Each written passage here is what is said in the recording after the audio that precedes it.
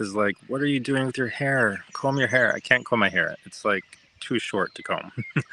um, so I just have to put up with it. And some people think it looks cool. It's like, that's a style. Well, anyway, it is what it is, right? Although I don't like that phrase. So not really sure what we're going to talk about today, but I looked up some stuff, so maybe it'll be like an in the news segment. But we do have some questions, so if you guys have questions, please drop them in the chat, and we'll get to those as well before we end the live stream. And we just had, I think we just finished a sale at mygotostack.com. Let me check. I think it's over. Yeah. So if you missed that, keep an eye out. Go to mygotostack.com. Towards the bottom of the page, you can subscribe to get our emails and be updated every time we have a sale, which is usually every like 6 to 8 weeks. But yeah, I mean, again, these are the best supplements on the planet. They don't have any of the quote unquote inactive ingredients that other people have. The unnecessary ingredients that are really only unnecessary for humans and harmful to humans. Really, the only reason they're necessary is to prevent clogging of the machinery that makes the supplements. So we don't use machines to make supplements. We use human beings, which is a lot more expensive, but we still keep the cost down as much as possible, close to the cost of our competitors who use those things. All right, so I saw this article at Dominion Post. The title was Obesity Linked to Long COVID. West Virginia leads the U.S. in both. So in West Virginia, 10.6% of the respondents questioned by the CDC reported suffering symptoms of long COVID, also known as post-COVID syndrome or spikeopathy. And this apparently leads the country. They apparently have more than anywhere else in the country, people complaining of long COVID. The national average recently reported by the CDC was 6.9%, which is a bit lower than previous estimates that ranged as high as 90%. It kind of depends on how you define long COVID, but it's still a lot of people, right? So we're talking on the order, of something like 25 million people, assuming there's 350 million people still in the U.S. Our population has probably been exploding with people coming across the border the last few years. So yeah, the point of the article was that in West Virginia, 41% of adults are considered obese, which is also the highest in the entire nation. For whatever reason, maybe there's a lot of obesogens there. Maybe there's a lot of chemicals, and maybe they're just super stressed out. So yeah, there's probably a relationship between obesity and other, not just obesity, but other chronic health conditions and the susceptibility to long COVID, which I've been telling people for a long time. If you long COVID or spike, the spike protein is really just the straw that breaks the camel's back. It's not all the straws. It's not like a giant log that just lands on your back and breaks it. For most people, most of the time, there's going to be a lot of other things that you've been carrying around for a long time, and you may not have been aware of them, or you may have been insufficiently aware of them, right? Because you're covering them up. So most people nowadays have been, mildly suffering from a number of problems for their entire lives.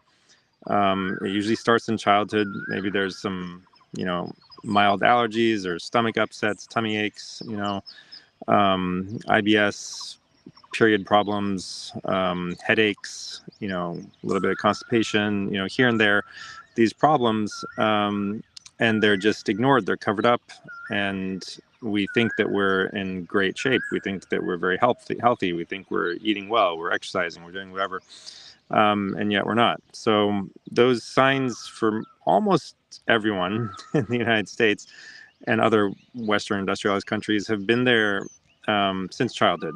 And those signs, they're meant to tell you that, hey, there's a problem.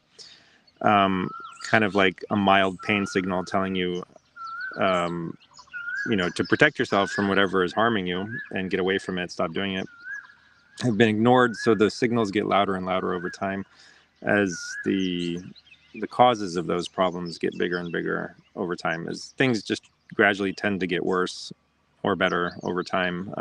They have kind of a inertia of their own, and so if we're being exposed to toxins, those tend to build up in your body over time. And if you're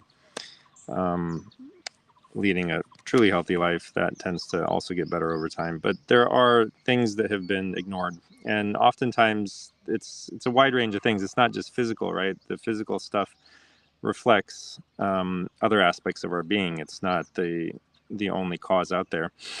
So you'll have emotional issues, primarily starting in childhood. You're relating to how your relationships with other people, and how you deal with those relationships and the emotions that come up.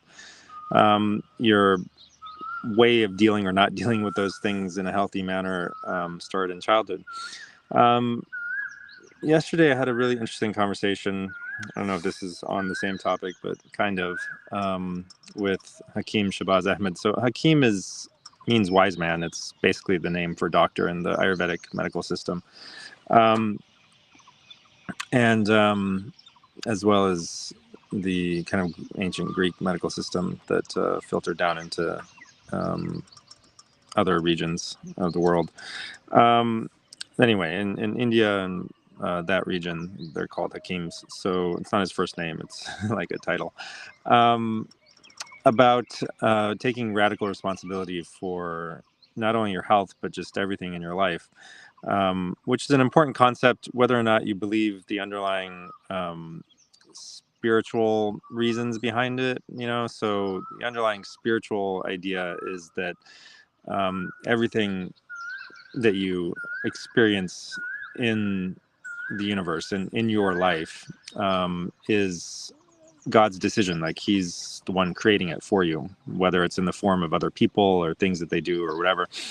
And the things that annoy you and cause you pain and discomfort and illness and just get under your skin, all these things are not bad in and of themselves. What they're actually doing is exposing your own faults to you and trying to point you in the right direction. Like, this is the way you should go. You should address these underlying issues, which, in various spiritual traditions, there's these sayings that other people are a mirror for yourself, which means that the things that you find really annoying in other people are usually your own faults. It's usually the things that you yourself are doing to other people. And when you see it reflected back to you in somebody else, it, annoys the hell out of you. So anyway, regardless, the point here was taking radical responsibility. So whether or not you believe that in God or not, in a creator who's creating everything in the world and everything around you for a reason, which is meant to benefit you in some way, whether or not you believe that, the idea of taking radical responsibility for everything that you feel and think and that happens to you, including spike protein coming along making you sick, the idea that I think anyone could probably subscribe to is that if you take no responsibility or less than complete responsibility, you're giving up some degree of power to either random circumstances or whatever. And that's just not practically helpful, right? So if you take the opposite tack or the extreme tack of, I'm going to take complete 100% responsibility for everything that happens in my entire life, at least you have a chance of fixing it, right? So the opposite approach of taking less than 100% responsibility leaves, it doesn't allow you to find the solution, if there is one, in the realm of solutions, in the realm of possible things that you could do. It limits you, right? It artificially limits you from finding a solution if there is one. And I would say that there is always a solution. I mean, people, I think, have this, at least a suspicion that this is the case, that everything can be healed. I think that this is something that everyone believes to some degree, especially patients who are seeking help, right? Like in almost all of them are, right? Almost every single person believes somewhere deep down that it could be fixed. Um, Not literally everyone. I mean, I have come across some people. Maybe deep down they do, but on the surface, some people have kind of like given up. But not most people. Most people think that there is a solution. So if you assume there's a solution, which again is a helpful thing to assume, right? It's better than assuming there is no solution, because if there is a solution, you're far more likely to find it if you assume that there is one, right? Than if you assume there isn't one. You're actually far less likely to find it. I remember dropped into a thread on chronic pain, and people were kind of riled up and upset that I was not really defending, but maybe defending. There was a letter that had been sent. I don't know if it was real or not. It seemed to have been, there were some misspellings and errors, typos in it. But supposedly this was given by a chronic pain center. I mean, the level of literacy in our country has dropped, so it's not surprising. I mean, when I was growing up, in the 70s, 80s, 90s, I don't remember ever seeing like an official document that had errors and misspellings and typos in it. But nowadays, it's actually pretty common, especially in you know. I mean, it's just sad, right? I mean, the only place I ever saw errors and typos was when I went to a third world country, and English wasn't their first language, and now you actually see it all over the place. You might find it in a book, that you're reading that's been published by a major publisher. So anyway, whether or not that thing was real, the point was that a chronic pain center had sent a patient something saying that, we're gonna, all their patients apparently, the gist of it was basically that we need to ensure that our patients are trying to get better by initiating lifestyle changes. And if they're not, then we won't be able to take care of you guys anymore, and you'll have to find a different pain center that just wants to dish out pain pills and not do anything else. And our goal here is to try to decrease the amount of pain pills that you're on and get you off of them, because they're not a solution in and of themselves. And while pain is certainly something that should be treated, right? If somebody's in pain, I guess you can argue that it should be treated. Chronic pain is just like any chronic disease. It will get worse if you don't address the underlying root causes. And you have to assume that there are underlying root causes that you can address. Otherwise, you will not be able to address them, right? And obviously, it's also, unfortunately, complicated by the fact that once you get on chronic pain medication, almost everyone, if not everyone, will become addicted to it to some degree. So, and not, throwing shade on people with chronic pain. That's not what I'm trying to do here. What I'm trying to explain is that obviously it's very uncomfortable, and we should believe if you say that you have pain and that you need to be treated, and we should treat you. But at the same time, we shouldn't lie to you about what's going to happen if you stay on these chronic pain medications. Like the way that they work in the body, they go and they combine with the receptor that regulates your pain response, which is naturally there, right, for natural opioid compounds that your own body makes. And when you do that, the body will downregulate those receptors. There won't be as many of those receptors present for the pain pill to interact with in the future.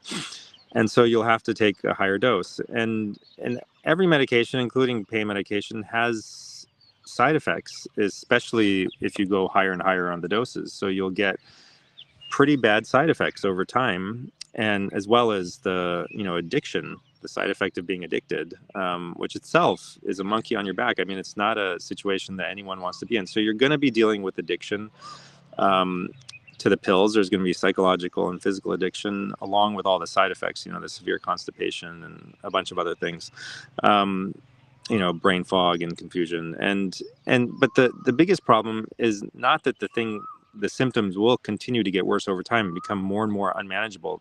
Or maybe that is the biggest thing for most people, that they should understand that the pain itself will get worse, right? If you treat headaches or any pain, body pain, any sort of chronic pain, regardless of what it is, I don't care what the cause is, right? Any chronic pain or any chronic symptom, if you treat it with a Band-Aid approach, it will get worse over time. your body will become resistant to the treatment, number one, and the thing itself, whatever's causing it, continues to build up in your body, and and it continues to worsen because it's not being addressed. So you have to address the underlying root causes. And pain, a lot of what makes it unbearable is psychological. It's beliefs and emotions and things like that, right? That both contribute to the pain as well as make it difficult, like make you suffer with it. So there are approaches, mind-body approaches, that will help reduce or even eliminate pain, as well as lifestyle changes and things, that reduce inflammation. Because again, all disease, including pain, is related to inflammation. All chronic disease is due to inflammation and acute disease.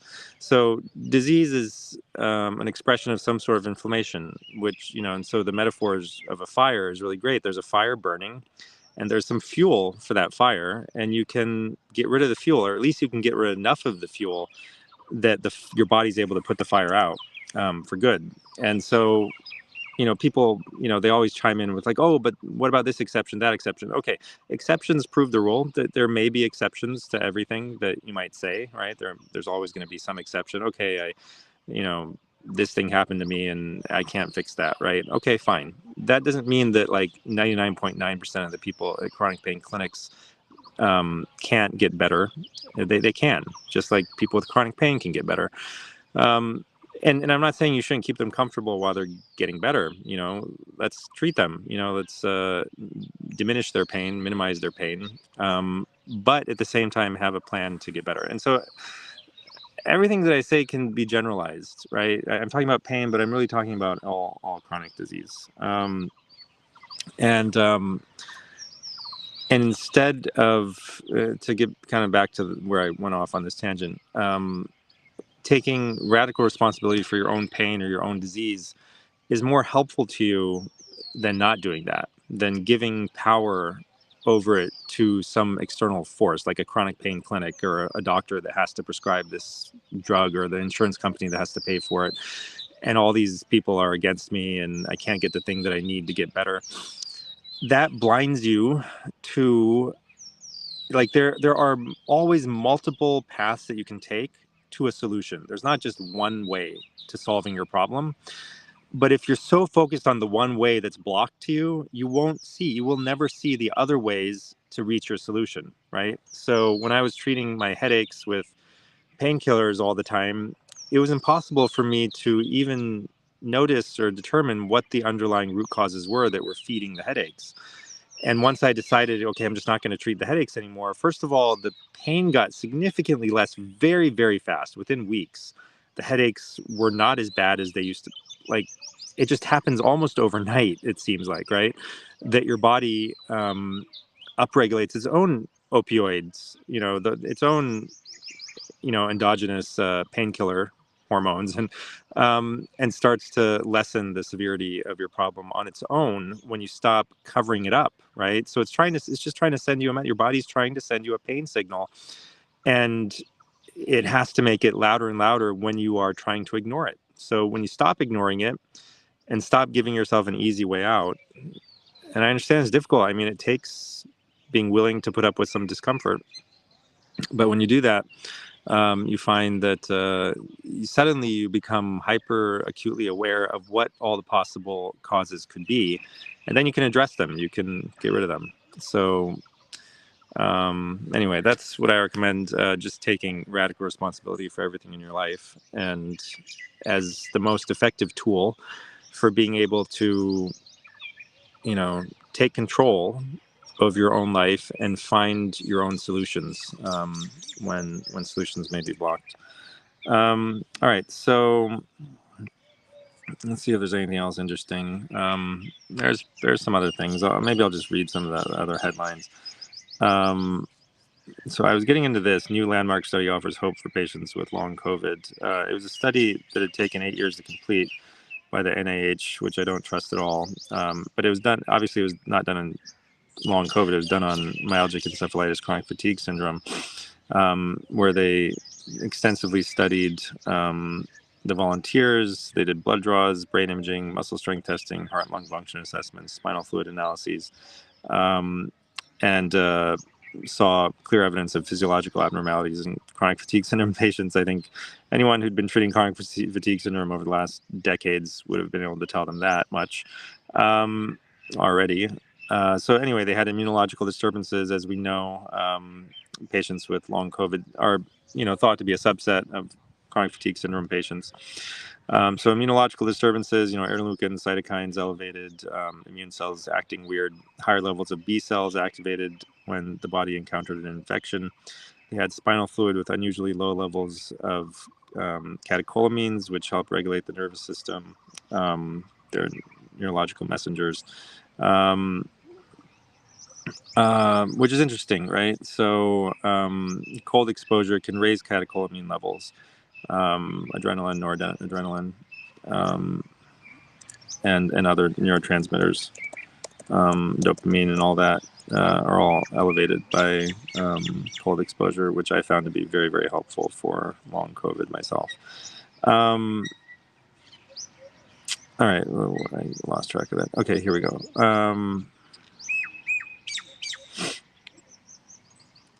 They also found functional and not structural abnormalities. For instance, there were no masses or lesions in the brain, but there was a region called the temporoparietal junction that had lower activity compared with healthy controls. It's possible that the decreased activity disrupts how the brain tells the body to exert effort. So another thing that I've been saying for a while, that a lot of the issues are kind of like software issues rather than hardware issues, where you need like neural retraining to fix the problem. You need, like, I've spoken about this with chronic coughs after infections, that a lot of the chronic coughs that just don't go away after you've had an infection are due to software problems. Like your brain is, you need to, it's like the code that's governing your breathing has gotten messed up by just a few days of coughing. So we know that you can develop a disordered breathing pattern after just a few days of having disordered breathing due to an infection, and then that can become stuck in your brain. And it's not like, it's not the hardware necessarily, quote unquote hardware, right? It's just a metaphor for it, but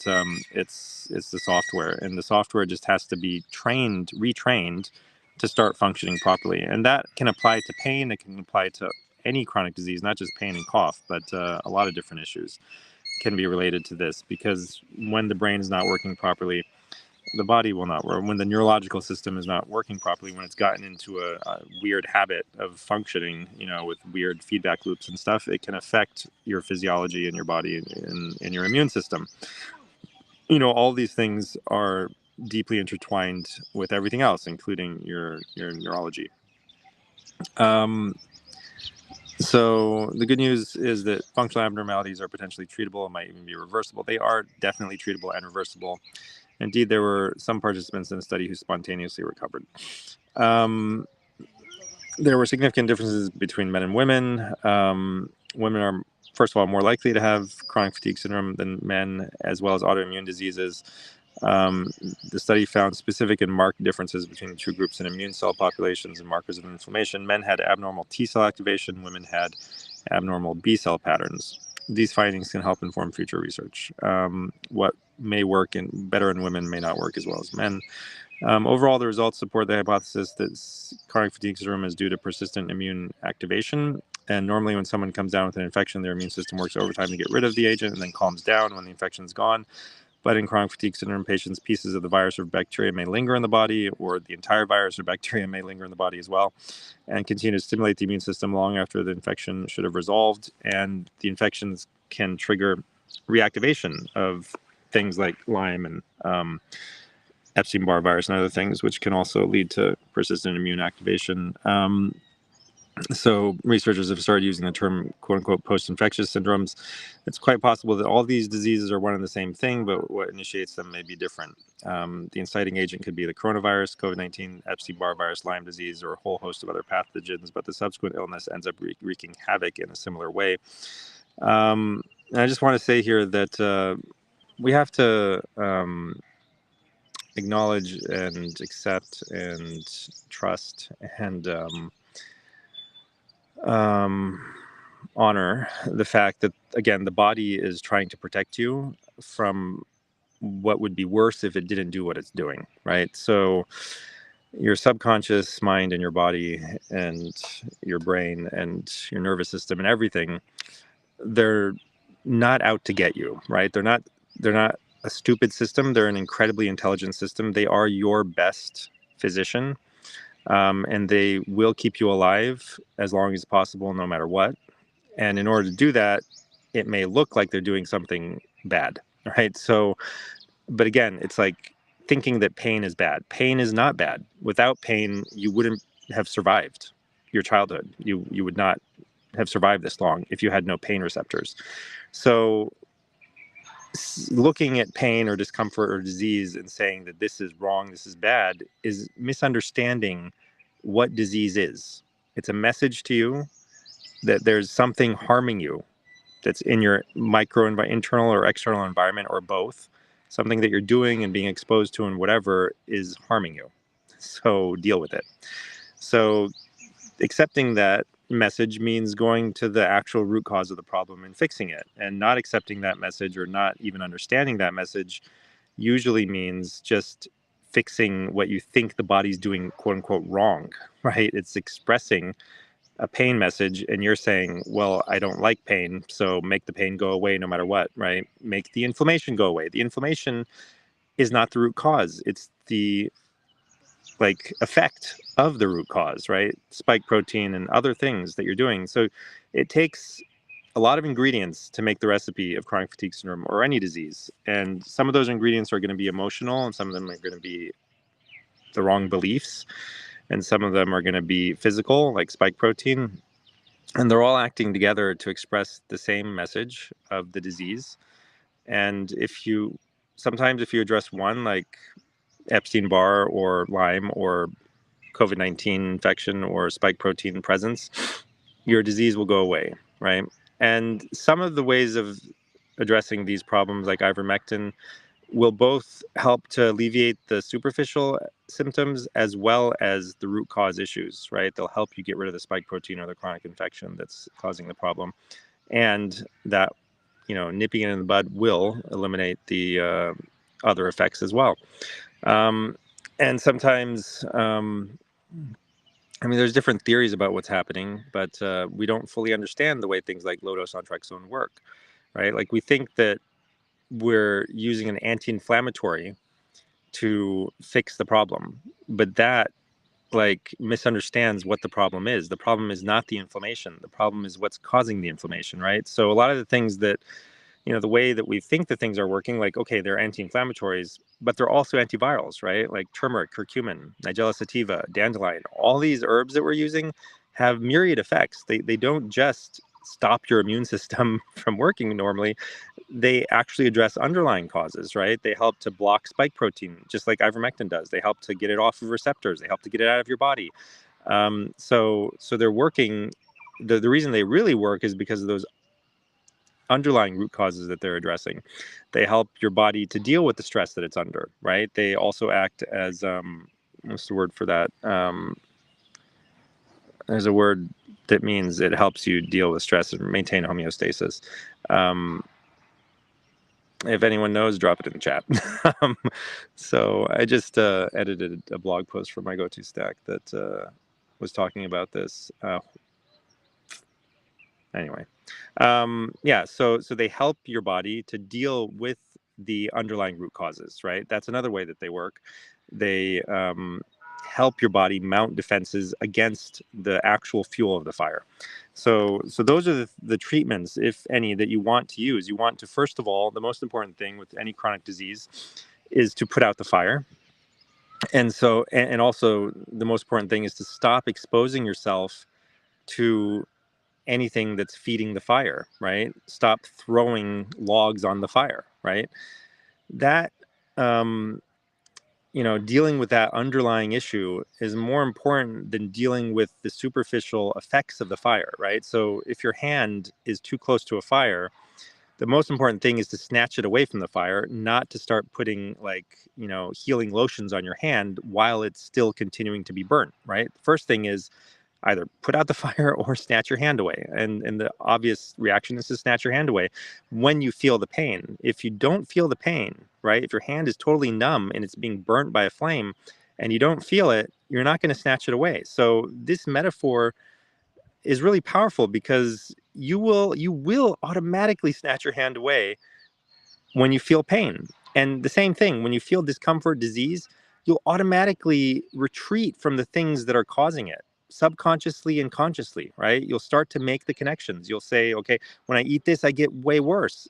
And you will be disinclined to eat that thing instead of, continuing to enjoy it just because you don't feel the effects of it, right? So it's important to understand why pain is good and to allow pain to happen instead of not allowing it to happen, which is the approach that people take. All right, let's jump to the questions. Cindy had a question that I think was probably posted in the last few days since our last live stream. This wasn't actually a live question, I don't think. How do I get rid of this facial burning sensation on the right top side down to the eye? And I will get to the live questions in a moment, and comments. Down to the eye. So that's an interesting symptom. I mean, it sounds like it is, you know, due to a neuropathy. So, there's no way to properly answer questions without a lot more context and details. So, I don't know. If I could sit with you for a couple of hours, then we could get to the bottom of why you have facial and quote unquote or slash brain burning sensations from the right top side of your head down to your eye. And short of that, I just have to say that you have to approach these things comprehensively. You have to assume and address any underlying emotional things that are contributing to it, and any underlying beliefs, and any underlying physical factors like spike and other things, lifestyle factors that are contributing to allowing your body to express this pain signal. So it's the same answer for everything. Assuming it's a spikeopathy, then there's certainly inflammation, right? There is inflammation likely affecting a nerve. And so, there are things, again, Nigella sativa, dandelion, curcumin, or turmeric, that are tremendously beneficial at dealing with the underlying root issues that are causing those kind of inflammatory things. And at the same time, you want to remove as many logs from the fire as possible from what you're eating. You want to do like a autoimmune paleo protocol diet, probably at minimum, and maybe and then do neural retraining, right, as well, for to address the functional aspect of the problem, right? So once your body starts to do something, it can get stuck in this loop of like, it becomes easier and easier for your body to express that thing with smaller and smaller like triggers. Um, and one of the reasons, I think, is because we're not addressing the underlying problem. We're covering it up. We're, doing something to feel better, maybe taking a painkiller or a neurological suppressant like a gabapentin or something, just trying to, you know, use their topical treatments that just numb the area, or, we're doing all these things. So the body becomes more and more sensitive to less and less, aggressive inputs. And then sometimes you can develop like a, you know, an issue where your body is just become like hyper responsive, and you need to retrain your brain. So this is like allergy symptoms, right? Like why you're allergic to something that you shouldn't be allergic to, and then you become more and more allergic to more and more things over time, and you develop chemical sensitivities. There is usually an underlying root cause, emotional, mental, issue at play that needs to be addressed. And one of the ways of helping fix the problem is some sort of brain retraining, so that you train your brain that this thing is not harmful. It's not a cause for becoming inflamed. Um, and it's almost like PTSD. It's like the body was in a war zone or something, and whatever was present around at that time, your body kind of like associated with the initial problem. And so people have this both emotionally and physically, right? So say your parents always used to yell at you over the dinner table, and you mostly, most of us eat like basically like 5 or 6 ingredients every day, all the time. We eat wheat, sugar, salt, vegetable oil, growing up, right? Vegetable oil, eggs, um, and dairy, right? So no surprise, those are the things that everyone's allergic to, right? Those are the things you have to eliminate when you're on an AIP diet or whatever. Um, Even though in the universe of things you could possibly eat, that's like a tiny percentage of the things that we can eat on this planet. But those were the most of the things that most people were eating while they were exposed to infectious pathogens and emotional pathogens and, psychological issues and nocebo effects from doctors. Like, this was the milieu, this was the environment the body was in while you were going through all kinds of inflammatory inputs and things. So the body associated those foods and things with other problems, with disease, right? And so later on in your life, you may be quote unquote allergic to these things or reacting to them, and they may be kind of like a superficial trigger for your disease, where the real underlying trigger is emotional or whatever else was going on at the time that actually triggered the body's inflammation response, while this other thing was an innocent bystander that became associated with the problem. So if you remove the problem, whether it's an infection or an emotional issue, an emotional response to something, you can get rid of the underlying reason that your body is responding to those other things that are not harmful to you but have just become associated with the harm. Elise says, "Are you seeing long COVID 3 years out from infection?" Yeah. If you mean like, did somebody get infected 3 years ago, and then develop and then had no problems for 3 years and no repeat infections or exposures, and then suddenly develop long COVID? No, I don't think I've ever heard of that. Um, Usually, long COVID will happen after a more recent exposure within the last less than 6 months, maybe within the last 3 to 4 months. That you know, there has to be an exposure or a new infection that triggers the expression, and it doesn't mean that that was the only thing. Again, it was the straw, right? The last straw, and there may have been underlying inflammation and spike issues that your body was dealing with before it got the final exposure that triggered it. Uh, Lily Vo says, "What do you think of these various peptides that I'm hearing about? KPV, an orally active fragment of alpha melanocyte stimulating hormone, a naturally occurring isomer, and inflammatory and more anti-inflammatory treatments and things for MCAS, thymosin beta 4, active fragment TB4, frag, cerebrolysin, neurotropic peptide." So this is dangerous, right? You're playing with fire. Um, and, so insulin is a peptide. What are peptides? They're just like little segments of amino acids joined together. So like proteins, but little small proteins. Um, and they have powerful effects on the body. They're used by the body itself to do different things, just like opioids are used by the body to do things. And you can also synthesize opioids and take them, in the form of morphine or, you know, and the body it uses a lot of things that we've been able to synthesize and then put back in the body against its will, right? So the body is using these things for something, and it is perfectly capable of increasing the level of any of these peptides if it wanted to. And again, like, looking at your body and saying you're doing something wrong is basically what we're doing when we're giving a peptide from outside. We're saying that you shouldn't be expressing diabetes. You shouldn't be expressing pain in response to a fire, right? Instead, you should not express pain. You should just allow the fire to burn you up. Okay? So yes, you can put your hand over fire and it starts to hurt, and then you can inject a nerve block and your hand will stop hurting almost immediately. And yet your hand is still burning.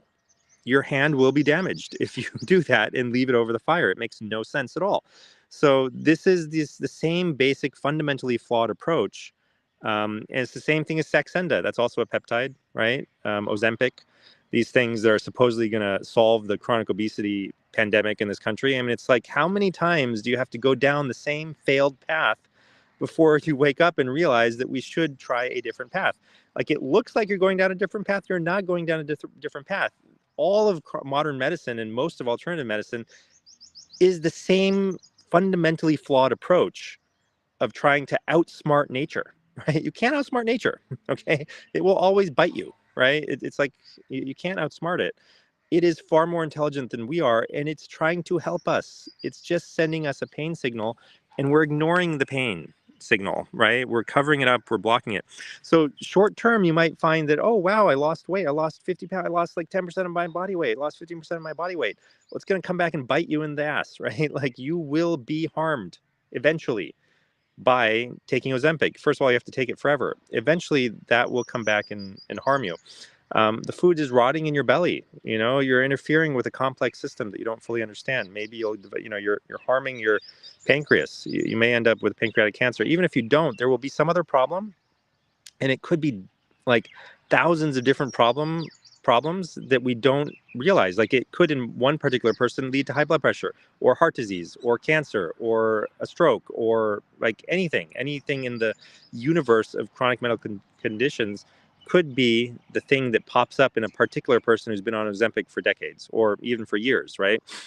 And unfortunately, one of the biggest issues is that doctors don't even know the list of side effects that's in the label, in the booklet for the drug itself, let alone understand that it could be outside of that, right? Like any new thing that pops up could be due to that drug that was started in the last, 6 months or a year or 2 years.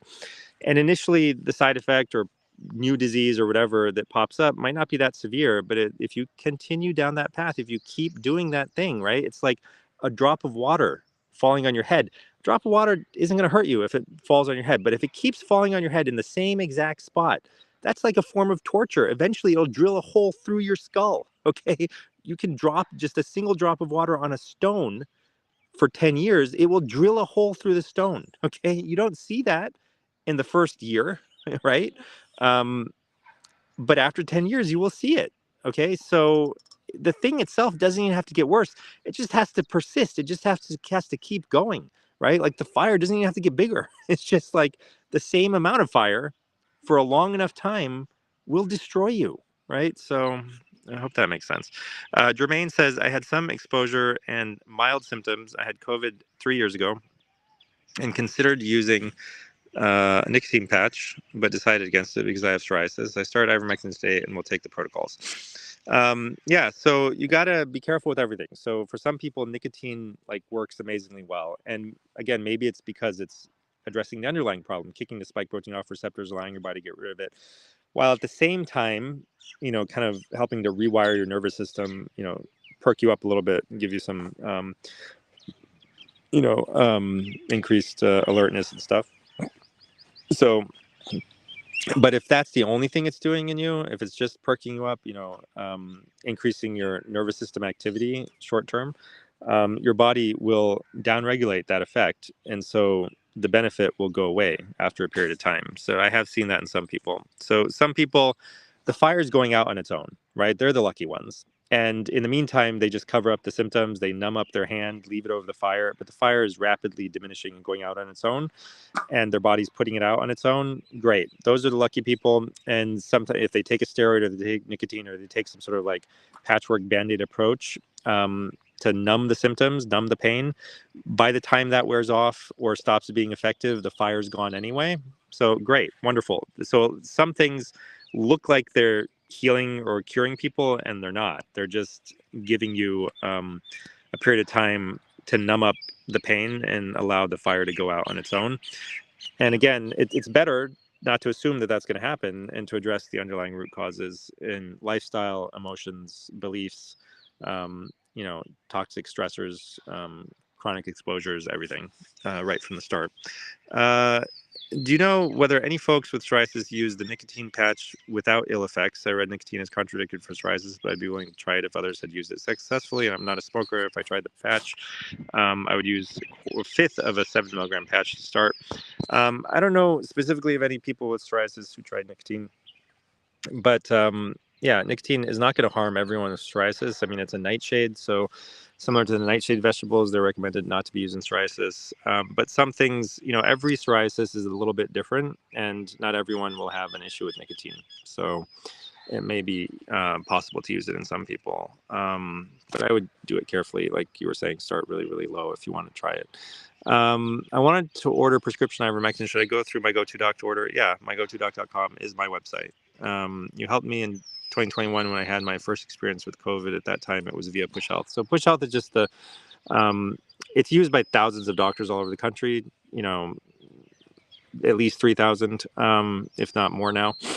And it's just the backside kind of like communications protocol for my GoToDoc. So it's a software tool that thousands of other doctors use. If you go there and try to sign up, you're not going to end up in my practice.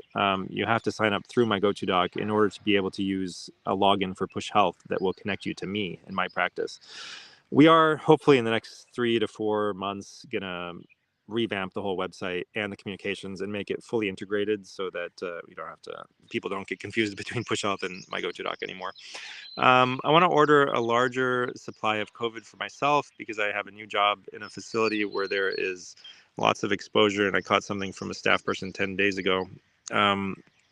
I want to order supply to treat for now and also to take preventatively. What's my best route to go through? Yeah, my GoToDoc, and tell them you want acute and prevention protocols. So you'll get 2 bottles of ivermectin, or 2 prescriptions for ivermectin. One will be to keep on hand in case you get sick, and the other one will be a preventative prescription. So it's 2 separate prescription protocols, not just ivermectin, but the other things in the protocol that for both.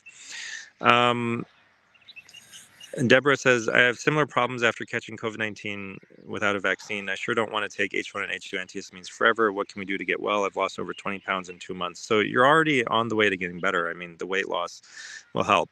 Plus all the other symptoms, brain fog, really bad, insomnia, body pain, numbness in the extremities, not able to eat, heartburn. So I would say that you have to address the root cause problems, right? So those things that most people don't address, which are extremely powerful, are emotional issues, intimacy issues, or lack of intimacy is the main issue. Underlying beliefs about the nature of reality, that this thing can't be solved, or it can only be solved this way or that way. You have to just let go of those beliefs. They're holding you back. They're not helping you heal. So that's can be done quickly. It can be done slowly. If you find the right person, they can help change your beliefs overnight, right? They can change them really quickly. And so it requires some skill. So lightning process, Phil Parker's lightning process is a great way of doing the mind body piece. And if you really want to commit to it, otherwise you can use apps like the Curable app. You just have to understand that a lot of the apps for mind body medicine and a lot of the protocols for mind body medicine are focused mostly on chronic pain, but they can be used for any disease, including long COVID chronic fatigue syndrome. And some of them, you'll get out of them what you put into them, right? So the more you put into them, the more you'll get out of them. And you have to practice these things every day. You have to reinforce new beliefs every day and look for confirmation of those new beliefs in the world around you and stories from other patients every day, right? So you will start to believe it more and more, and eventually the switch will flip in your brain and you become a deep believer in the ability of yourself to just spontaneously heal and your body to overcome the illness that's at hand. So that's one humongous piece of puzzle that no one uses. Almost no one uses this, all right?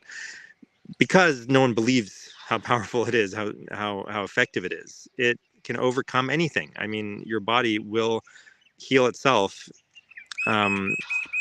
if you allow it to, and if you are able to trigger that belief and a reason, give yourself a reason to heal. So you have to get rid of all the logs, all the straws, all the logs that are feeding the fire. And some of the biggest ones are, intimacy, lack of intimacy. Intimacy is really important for human beings to be optimally healthy.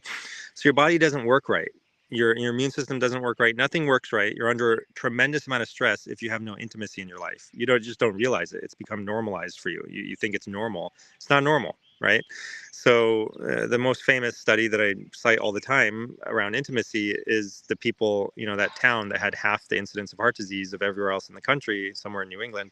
And the only difference was that they had more intimacy in their lives. They and the other, recent thing that I heard, that's been studied is longevity, right? So it's not just heart disease, it's everything. It's every disease, and including up to and including the risk of death. How long you will live depends on how much intimacy you have in your life. So the single greatest factor for longevity, for not dying, is how many intimate, close relationships you have in your life. It overpowers everything else. So yeah, this has to be spoken about more, right? In terms of mind body medicine or whatever you want to call it. In terms of the factors that are contributing, it's like there's a bunch of little straws, and this is like a log. Okay, this is a log, right? This is one of the logs. Lack of intimacy. It's a log. That's on the back, right? It's on your back. It's contributing way more than all the other little straws. It's contributing more than the spike protein itself. And people just have trouble believing it, right? The data's there, and people have known this forever. Um, and older medical systems didn't even address some of these things because it was so alien to their experience of their lives. Um, like heart disease, for example. I remember reading a book by Hakim, um, in Afghanistan, who learned from other Hakims in Afghanistan, but he was a Westerner, right? And he went there and he was learning from these, tribal elders who knew the ancient healing methods. And he asked them, like, how do you cure heart disease? And they had no idea what he was talking about. And so he tried to explain to them, like, okay, this is what a heart attack is. And they were like, what is, that we've never seen that or heard of it. And he was like, yeah, I mean, some people will like suddenly have pain in the chest and they'll collapse and they'll die. And basically the guy said, human people don't die like that, right? That stuck with me forever. I mean, it's just like the guy just flat out said people do not die like that, right? It's like that's not a problem human beings deal with. It was so completely foreign to them because they don't have an intimacy problem in these traditional cultures, right? And so they just don't. um, Obviously it's a little bit more than that. I mean, some people in that town probably did have some intimacy, enough intimacy, maybe not, right? Maybe 100% of them, who had heart disease there, like the half of them that had heart disease, maybe they were more like the rest of Americans and had the same intimacy issues. I don't know. I didn't go into that much detail with the study. I don't know if they did themselves. But yeah, it could be the single only cause of heart disease for most people. Um, all right. So, and other diseases, right? So it's not just heart disease. If it's the single greatest predictor of longevity, which means the chances of not dying every day, then it can cause any other, chronic disease short of death, right? So you're going to have, some sort of disease that's leading to your death. And so if it predicts longevity, it predicts lack of disease also. Um, all right. So yeah, intimacy is of the utmost importance. You just have to accept it and go and get it, right? If you don't know how to get it, figure it out, Google it, watch YouTube videos. How do I develop intimacy, intimate friendships, intimate relationships? Have a list of like questions to ask people when you go out with them, and just like go down the list, right? Use them as conversation starters. There's a famous list of questions called 36 Questions to Fall in Love. I recommend everyone who has, an intimate partner, just do it with them, and even with other people you want to be intimate with. I mean, it's like, do it with your parents, do it with your brothers, do it with your sisters, do it with your anyone that you like and that you want to get closer to. So find people that attract you, not just for as a partner, or a husband or wife, but as like somebody you just like, right? You see somebody, you feel attracted to them, they have something that you like. um, One of the best ways is to find people who have something that you want, right? Not physical thing, but like an emotional or way of being that you are attracted to, that you like. And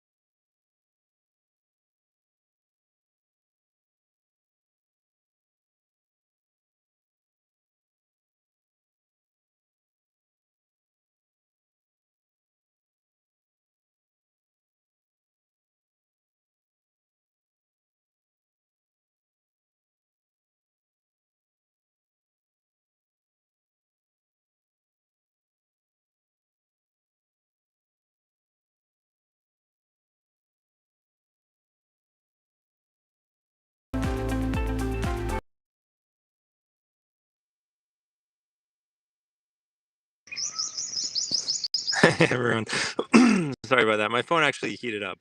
Um, it overheated, so it might drop again. If it does, I'll just wait for it to cool down and come back. Um, so anyway, I was talking about intimacy. Intimacy is important. I'm in the shade now, so hopefully it'll stay cooler.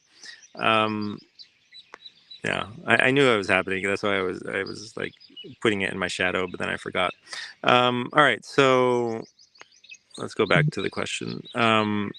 Anyway, I was saying intimacy is important, but there's other things too, right? Beyond intimacy. So you need to relationships and emotional issues as well.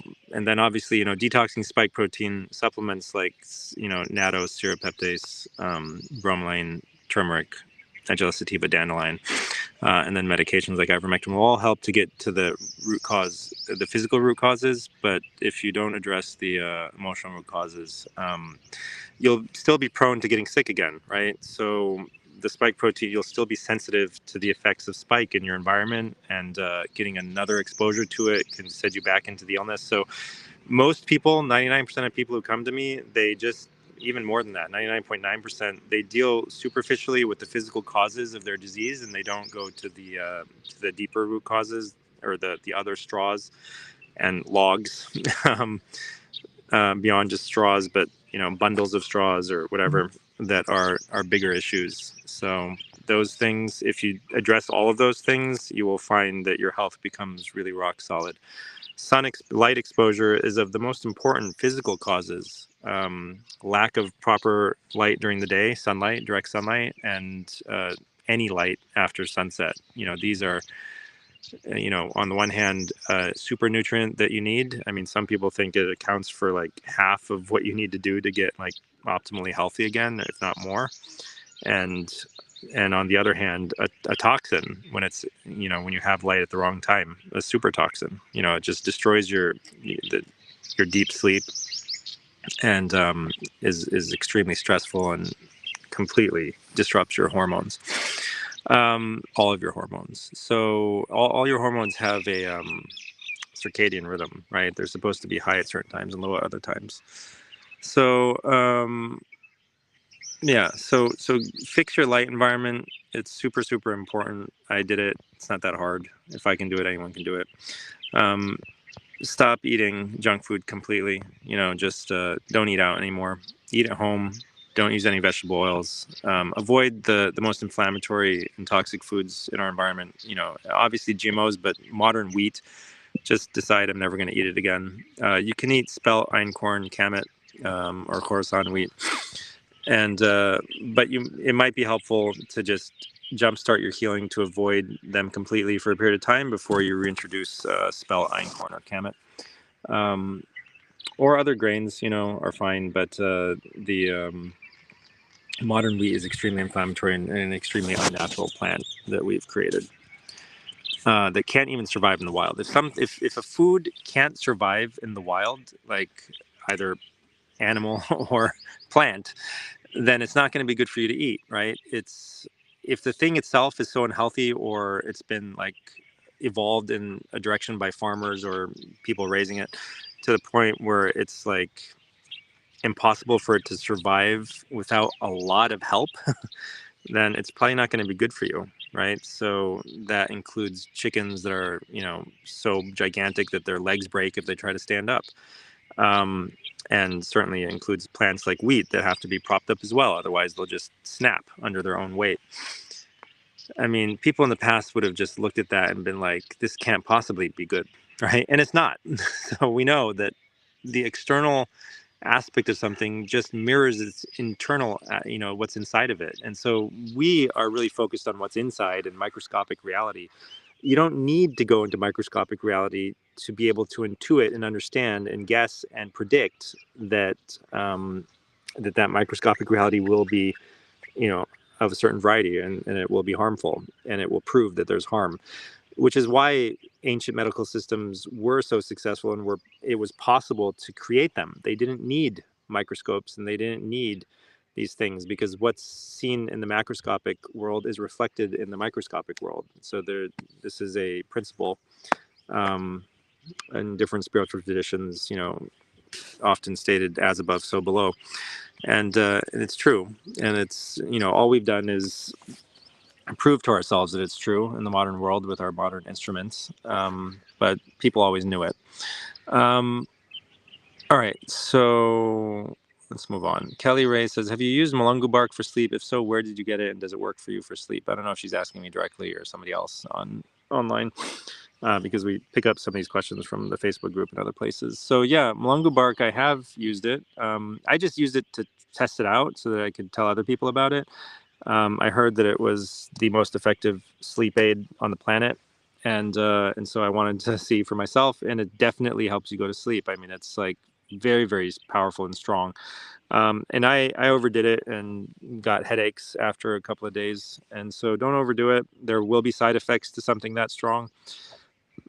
So it's best taken as a powder. I got it from Anima Mundi Herbs. You can just Google them. Anima, one word, and then Mundi, Mundi, another word, herbs or whatever. And they had a powder. If they're out, there's other places. Just go to Google or wherever, and whatever your browser of choice is, which shouldn't be Google, by the way. It's turned into a verb. So yeah, go to Brave or DuckDuckGo or whatever. None of them are that great anymore. But find just search for people that sell Mulungu bark. You can go to Etsy. You can go to different places. And it works like $1,000,000. So we're probably going to release a Mulungu bark product. I think the best way to do it is as a powder, and then put it into warm water or slightly hotter than warm. Make a tea out of it and drink it. It doesn't taste bad. You could add a little bit of honey if you really wanted to, but it's better to just drink it straight. The key for herbs is potency will be expressed, or will be shown. The sign that something is potent is that it has a taste and a smell, right? It has the stronger the taste and smell, the more potent that thing is. So you could try a few different varieties, order a few different ones and see which one seems to have the most, the strongest taste and smell to it. If you can't smell, then the taste. If you can't taste, then ask somebody else to stick their nose in it, and then use that one. And then part of the effect, will be triggered by just the effect on your senses, the smell and the taste of it while it's going down. So it will be more powerful and more effective and more balanced if you taste it going down instead of putting it into capsules. Cody says, I was reinfected with COVID. What can I do to reduce the chances of severe illness or worsening long COVID? So far, my regimen is for the past week, as I was exposed to someone with it. I'm feeling it now as of today. So far, I take ivermectin daily, zinc, vitamin D, K2, quercetin, bromelain, high dose vitamin C, 5 to 10,000 a day, nasal rinses, mouthwashes. Yeah, I mean, if you're in the first few days, I would definitely go to like 30 to 40 to 50,000 milligrams of vitamin C. If you come down with something, that'll knock it out really fast.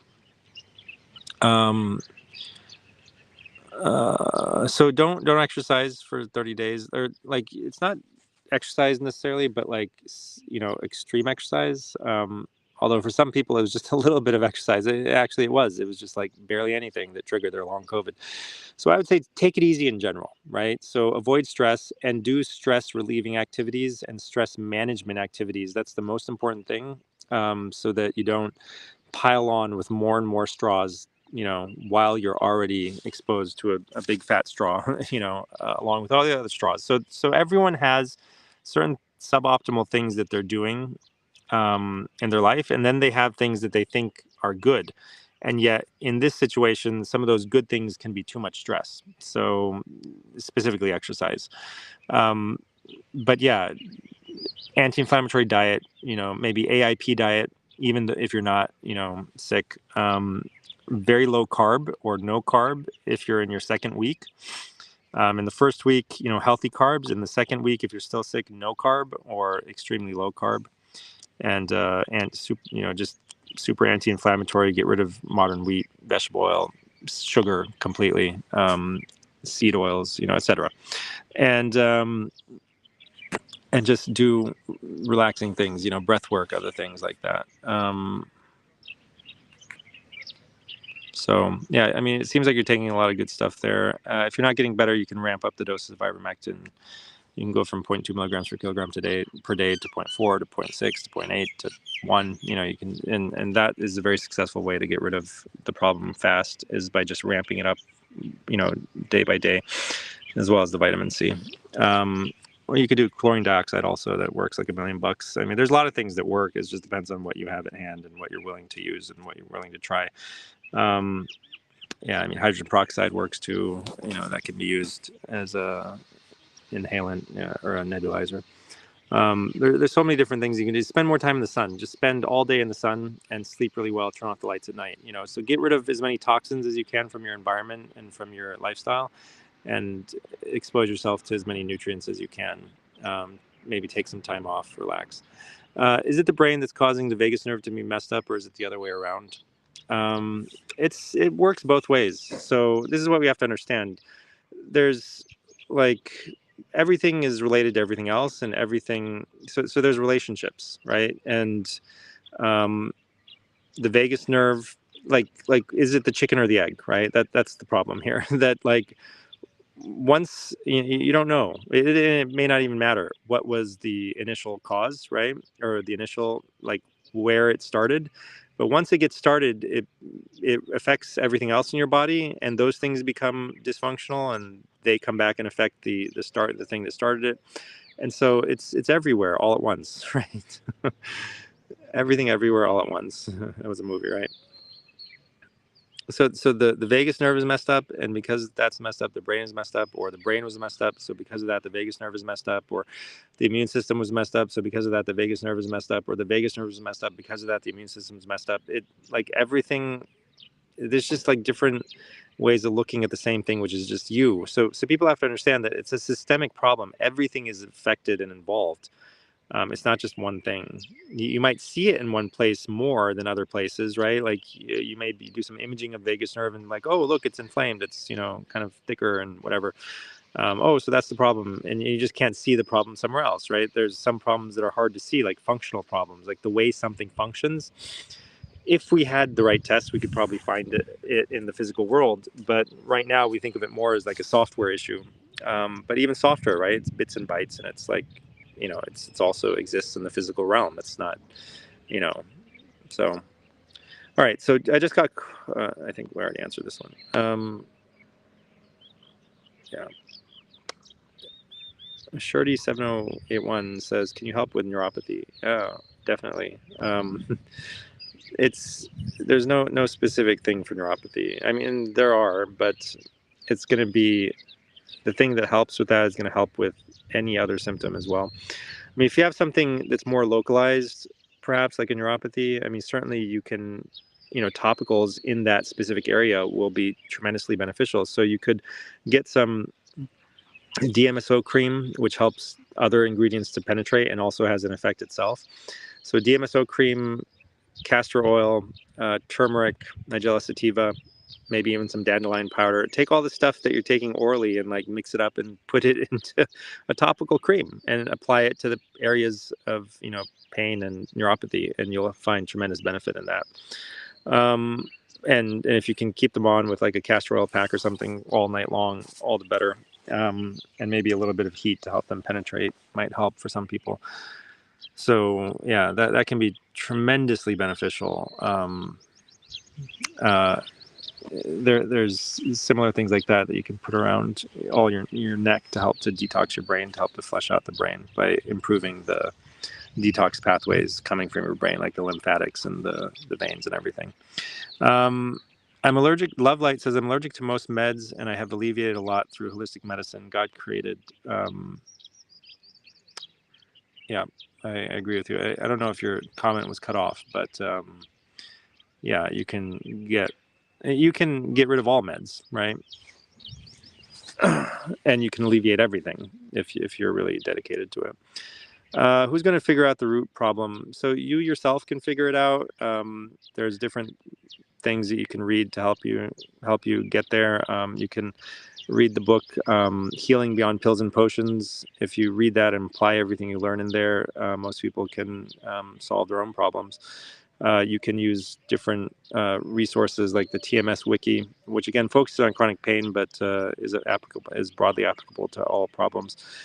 You can, it's a self-exploration, right? And if you, one of the things that can trigger this in people is just, like I was saying earlier, taking radical responsibility and assuming that everything that bothers you is a reflection of some imperfection in your own soul and something that you're doing, not just physical issues, but emotional and ways of being, right? How you interact with the world around you, right? There's a flaw in how you're doing that, and that's what's leading to the problems. And so if you remind yourself that every day and start to like use it as a tool to interrogate your reality and what's going on inside of you, outside of you, you'll realize very quickly what it is that you're doing wrong and what you need to change about yourself. So that's one tool. There's a lot of tools, right, in the space of mind-body medicine that can be applied.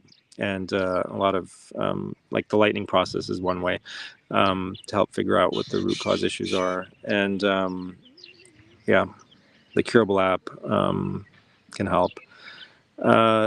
Or you can go to somebody who has enough experience that they can figure it out for you. And it requires somebody who's really well versed in these things. So I personally think that one of the best people, perhaps the best person in the world, I don't know, at this point I think it's the best person in the world, is Hakim Shabazz Ahmed. So you can find him at mygotodoc.com/Hakim, which is HAKIM. You can come to me, but I sent my own parents to him. So if you want to do what I would have done or did and recommend the people who are closest to me do, that's go to him and have him figure it out.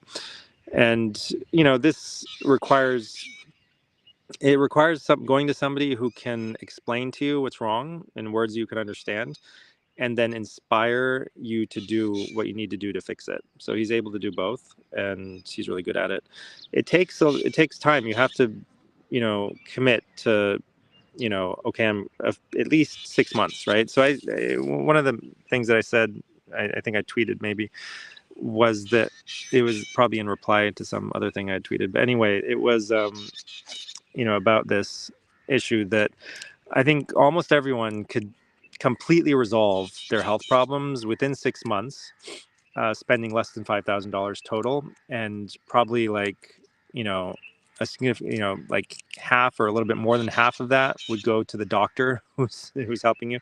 This is U.S., so in the U.S. things are more expensive, but in a Western country, so if you go to Hakim Shabazz, like the first appointment, it's like an hour, almost 2 hours long, right? It's an hour and 50 minutes, and it's about $1,000.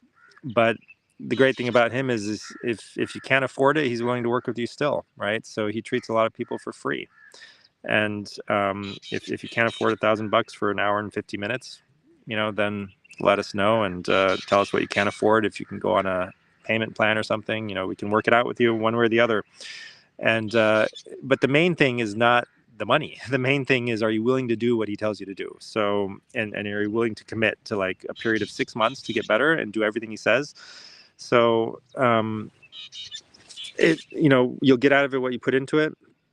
If you're not willing to put much into it, then you're not going to get much out of it, right? So going to somebody who can help you to commit and help you, help inspire you to do what you need to do is important as well as knowing what to do.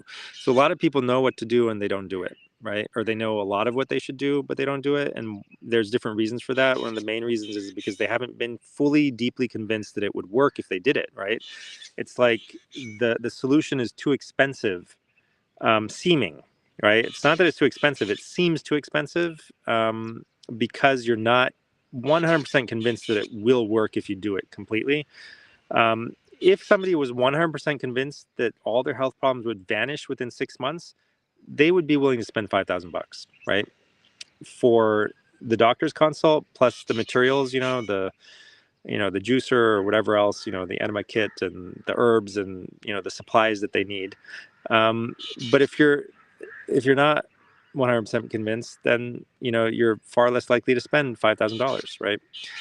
So I'm not saying it has to cost $5,000, but I think the minimum, he spoke to somebody in England and they asked him like, okay, and they weren't even paying him for the consult, right? So he was doing the consult for free, and they asked him like, okay, how much am I going to have to spend on herbs and stuff, right, and different things? And so he was like, okay, you need to buy a juicer, and you need to buy these herbs, and you need to buy, this stuff and that stuff. It'll probably be like $1,000. And they were like, no, it's not worth it to me. So, or I like, basically they just didn't believe it would work. Um, and they decided not to do it. So, like, he's, again, like, he's not going to be able to help everyone, but it's far more likely that he can help everyone than somebody else, right? So even he wasn't able to convince this person to spend even $1,000 to get better. So yeah, I mean, maybe the number is 4,000, 3,000. I mean, it depends on if you're paying the person who's helping you or not. If you can't pay them, then the minimum of like what you need to do over the course of 3 to 6 months might be $1,000 or slightly more, depending on inflation now. So Tour de Lance, good doctor. My urine has big bubbles in it that lasted a pretty long time, and I have cramping in both my calves. What could this be? Again, I mean, there's like not enough context here, so I don't know. You could have some sort of with cramping often. So there could be blood supply issues, right, to both your to your kidneys as well as your calves as well as everywhere else in your body. It's just those are the places that are showing up. Could be electrolyte issues. There could be some sort of protein or something spilling out into your urine, and because there's kidney inflammation, kidneys aren't working properly, and that could be related to the cramping in the calves, or it could be two different things, two different signs of a different underlying problem. So. Or two different, downstream effects of a same underlying problem, which could be spike protein, right? It could be a lot of different things. So the point that people should understand, or one of the points from this question and other questions, are that the specific manifestation in a specific person will happen because everyone has certain weak links in their constitution where they will see disease when enough stress is applied. And so it doesn't tell us what the cause is. It tells us that there is a cause, a systemic cause, something that is affecting you. And you happen to be expressing things in those places where things break most easily for you specifically.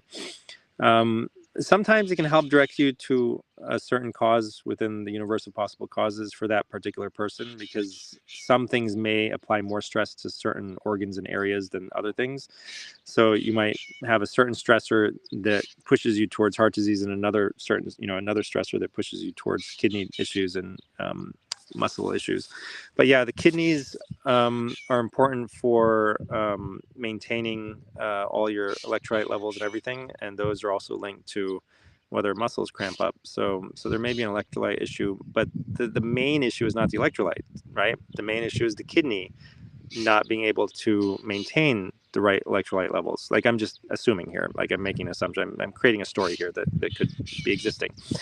And yet the kidney itself is not the main issue, right? The kidney is doing the right thing for you to protect you as well as it can from the fire that's burning inside.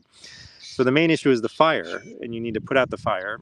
And so there will be many, many kind of like generic contributors to the fire that could contribute to any issue anywhere in your body. And then there will be some more specific ones, usually. So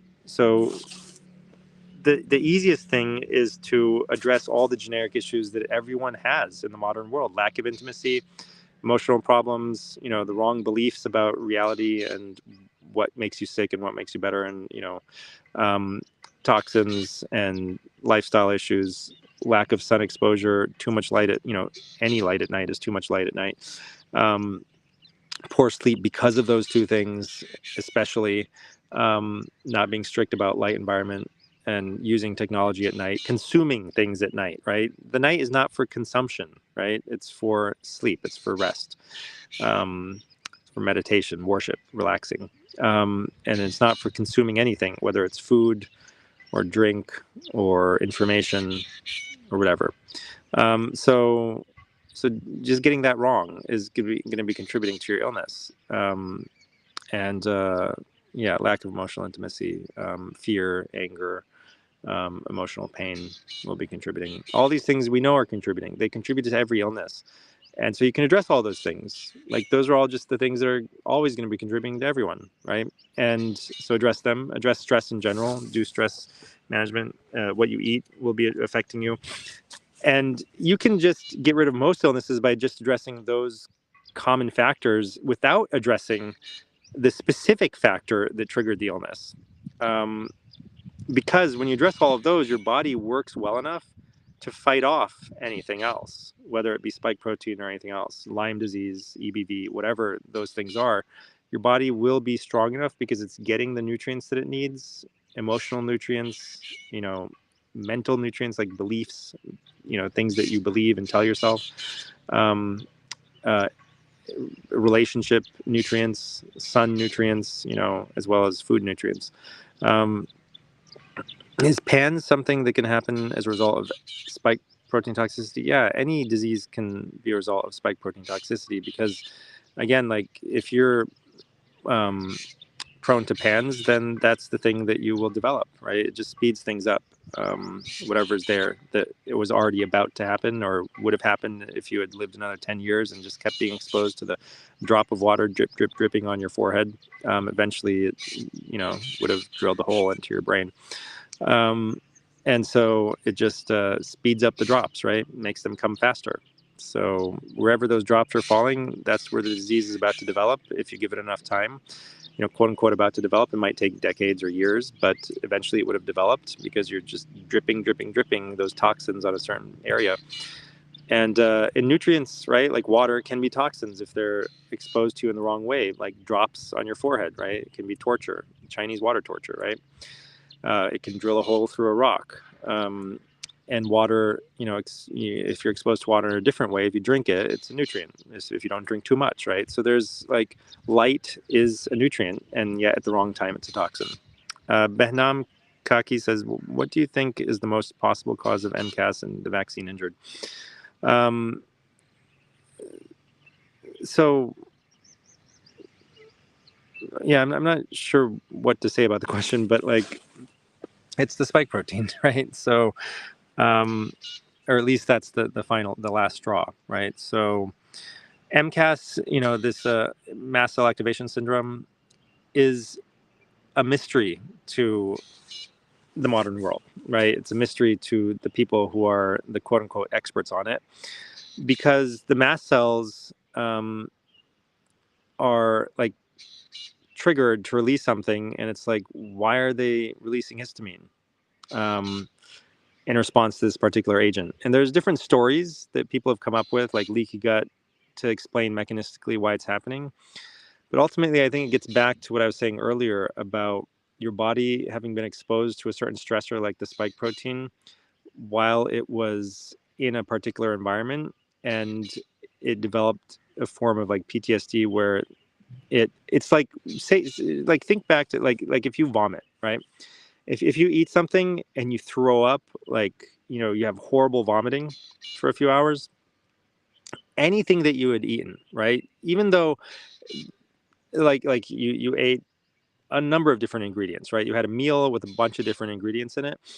You will be like disgusted and like averse to eating any of those things that you ate, even though none of those things may have caused you to vomit, right? It may have been something else in them, like a bacteria or something, or a toxin that was in the food or whatever, that led to your vomiting. It wasn't the dairy or the wheat or the oil or the eggs or any of the other ingredients that were in that food that caused you to vomit, right? They weren't the cause of you vomiting. And yet your body, your brain, everything is like telling you, don't eat that, right? Don't eat that ever again. Um, and so we're very good at ignoring that. And like within a couple of days, we'll be back to eating whatever we want. But that is like your body, like it's a helpful thing in most cases, you know, in the natural world, that like, okay, that thing made me sick last time, I'm not going to eat it again ever, right? If it was a plant or whatever, because most things in nature are inedible. They will make you vomit if you try to eat. Most plants are inedible, right? There's a very tiny percentage of plants in the world that we can eat without throwing up. So it's helpful. And anyway, the um, in MCAS, something similar happens where something attacked you and you were in this like war, and at the same time you were exposed to certain foods and certain environmental factors and whatever, and your body has gotten confused. We say it's confused, right? I would argue that maybe it's not confused. Maybe it's very intelligent because it's pointing you in the direction of the real problem, right? Again, it's a pain signal. It's not stupidity. So anyway, it's now it's reacting to things that were around at the same time, um, and it requires some neural retraining to tell it that, okay, stop reacting to these things, as well as addressing the underlying kind of emotional seeds, um, like the fear and whatever, right, that may have also been involved in triggering this severe reaction to that trigger, like the spike protein, whatever it was. um, so there's a lot going on, and um, how to get rid of it, MCAS for good is not just avoiding histamine for a period of time, or avoiding, histamine containing foods, or taking an antihistamine, or taking herbs that have antihistaminic effects, and all of this stuff. These are superficial approaches that sometimes will uh, allow enough time for the fire to go out, and then people can get back to normal and the MCAS doesn't come back. But in many times, especially in people who have persistent MCAS, sometimes even despite doing all those superficial fixes, they have to go deeper and address underlying emotional, intimacy, spiritual, belief, um, toxic, ongoing exposures and lack of nutrients. So everything comes down to, in health, comes down to a balance between toxins and nutrients. But the important thing is that you have to understand those terms in their most broadly applicable ways. So what falls under the heading of toxins and what falls under the heading of nutrients? It's not just physical things. Digby Fraser says, does the protocol for spike protein help heart palpitations? Yeah, if spike is involved in heart palpitations, for sure. But the protocol actually addresses a lot more than just spike protein if you follow the whole protocol. If you don't just like, even other, even the medication part of the protocol, ivermectin and LDN affect, they can address other causes of chronic inflammation and help your body deal with them. And the herbs that are in the protocol can address other things, not just spike, that are triggering disease. So they can help deal with the underlying issues in other areas. But the whole protocol, for sure, it can help anything, right? Because it's a comprehensive protocol, right? A lot of things in there, the lifestyle and the diet, those things will help anything that's going wrong with you, right? Because they're addressing the a lot of the generic factors as well as the spike protein, right? But they're not just addressing spike; they're addressing a lot of things that will cause disease in general. So yeah, heart palpitations, for sure. There's oftentimes, in terms of the emotional aspects, there's going to be anger and fear might be involved with heart palpitations. So those are the things to address. On Facebook, someone says, Dr. Haider, do you think oat bran is okay to eat, or is it best to avoid? I'm working on getting rid of psoriasis. I boil the oat bran like hot cereal. Yeah, so it's possible that it's an issue. I mean, the healing protocols for psoriasis, right? They usually recommend just avoiding all grains for a period of time. And that's a superficial level, right? So they are superficially contributing to the psoriasis, right? Again, you have to get to the emotional and mental arenas and the intimacy levels to get usually to the real root cause. And then there's other things that are more superficial, like what you eat. But changing what you eat can help you to address the other issues that are going on. Like, it can be the impetus to start changing emotionally in the realm of intimacy and in all these other areas. Like changing your physical reality, what you do, is easier than changing what you feel.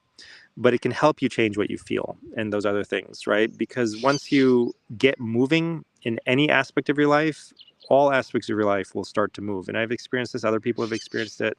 It's a very common experience that when you like commit to something really hard, it builds motivation for everything, right? All the different things that you know that you should have been dealing with, and you start to go in a positive direction in all areas of your life. So the physical aspects of protocols are very, very important. And the thing that makes them, the most important thing about them is not what they do on the physical level, but what they do on other levels, although they do help at the physical level as well, right? So um, the psoriasis can get better by changing what you eat. So I would recommend AIP, strict AIP, including no grains at all initially. And there's light at the end of the tunnel. You can get off of that strict protocol eventually, and those things will not lead to psoriasis coming back because you have addressed the underlying, if you have addressed the underlying root causes, as you should. Where can I get tested for IgG to the spike? I looked on LabCorp and couldn't come across it. Also, spike, look for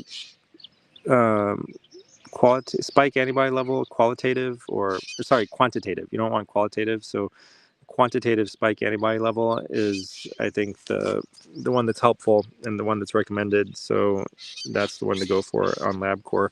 So I don't think it's listed as IgG to spike. So even though I think it is IgG to spike.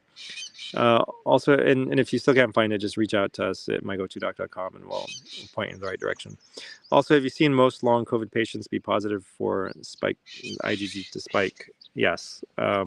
I think everyone, if you test it, will be positive to it, but not necessarily. I mean, your immune system could, for some reason, not be creating it, and you still have long COVID. So, and if you have it, it doesn't mean you have long COVID. So it's not like a great test. And also the level of it, it's not clear what level is normal, what level means long COVID. So a general cutoff is like 500 on the LabCorp quantitative test panel for spike protein antibody. Above 500, people seem to be more likely to have a problem, and below 500, people seem to be less likely to have a long COVID problem. But it's not a hard and fast rule, and in some people, you might look at a level of 1,000 or more and be like, you probably don't have a problem.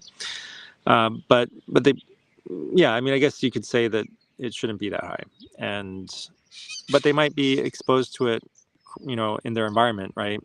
Chronically, other people exposing them to it, and so their immune system is saying, as it should, I need to continue to fight it off. I need to create antibodies to bind with it and get rid of it. So again, it may not be a problem, right? So it's a test that you gotta find somebody who can help you interpret it, and there's no hard and fast rule for how to interpret it. I took ivermectin the first time, but it messed with my vision really badly while I was taking it. What should I do instead next time I get COVID? So chlorine dioxide is super effective. There's some resources. I tweeted out about it. So if you go to my Twitter timeline, the x.com timeline, now it's called X, as everyone knows, probably. Pretty recently in my timeline of tweets, you'll find the tweet about chlorine dioxide. So it links to all the different, or a few different resources that are really helpful. Go and read about it, learn about it, realize that it's not the, horrific bleach that Google will tell you it is. And it's not going to hurt you at all in the doses that are used, and it's very likely to be extremely beneficial. You could use hydroxychloroquine. You could use hydrogen peroxide. You could use nasal copper wands to sweep out your nose and mouth and kill COVID before it gets a foothold. You could use high-dose oral vitamin C, like 40 to 50 grams of oral vitamin C. You could use high-dose IV vitamin C, 50 to 150, grams of IV. You could use so many different things, right? Hydrogen peroxide nebulizers. There's so many different things that work. It's just like we have a wealth of riches, right? So you can pick and choose the things that you want. Just nasal neti pot rinses with salt water can work, right? So especially if you get it really, really early. Sunlight can work. Boosting your immune system before you get it can prevent you from ever getting it. So those are the most effective things. I mean, there's the zinc and the quercetin and the vitamin D, and all those things. So amongst the things that are most effective, I would say the high dose vitamin C, chlorine dioxide, um, and if you actually come down with illness. Do you recommend ivermectin for someone who is 2 years into vax injury? Absolutely. I don't care how long you are into vax injury, it can be helpful. I would start with the emotions, intimacy, lifestyle aspects, and move on to ivermectin if you're not better. So if you address those fully, you may not need ivermectin. You can also use chlorine dioxide here. So account banned in 3, 2, 1. It's funny. If you had terminal cancer, P53 mutated MCL, likely from vaccine, in my opinion. What would you do in addition to SOC immunotherapy? I'm not sure what SOC means. Standard approach, maybe standard operating. I don't know. Chemo. I'm not sure. Immunotherapy. Anyway, immunotherapy. What he puts. Anyway, it's up there. You guys can see it. Immunotherapy. I refuse chemo because it doesn't work for my mutation. But what they offered was immunotherapy. Maybe that's stands for some sort of specific immunotherapy. What anecdotal maybe data backs up your choices? If you had terminal cancer, yeah. So you can, for cancer in general, you can look at Paul Merrick's write up on all the things that can be used for cancer. But yeah. You can look at my article on cancer on my Substack, which is kind of a gloss or a simplified version of the article published by Adam Gertner. So you can look at his Substack if you want more details on the theory behind using vitamin C, baking soda, ivermectin, and fenbendazole for any cancer. But yeah, I mean, it specifically mentions P53 mutations. And why it works, so the theory of why it works. So I think, asking, specifically for non-anecdotal data, the most important data is anecdotal data versus the what people consider to be most important. People consider that double-blind randomized controlled trials are the most important data.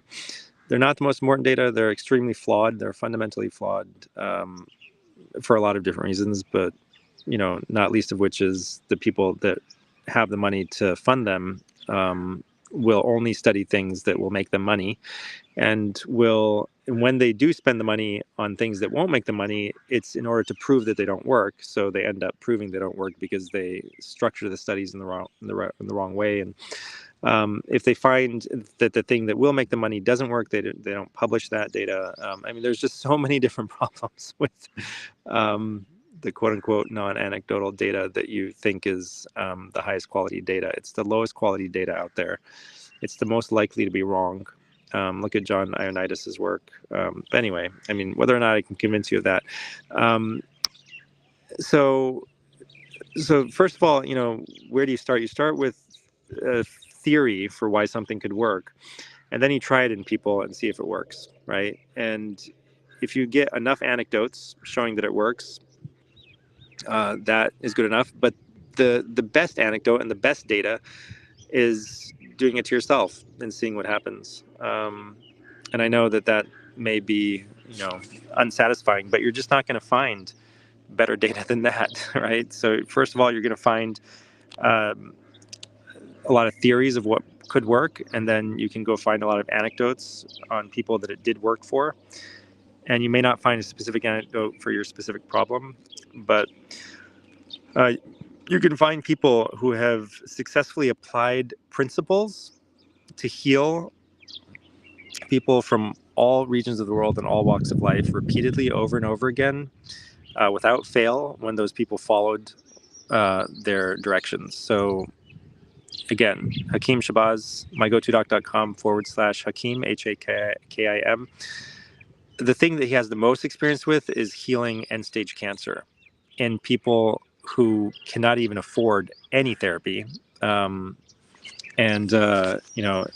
people in very, very poor communities who could afford almost nothing. He has repeatedly, over and over again, completely eliminated stage 4 cancer of every kind. And so that's who I would go to. If you want to heal yourself and you're willing to do whatever it takes, go to him. And yeah.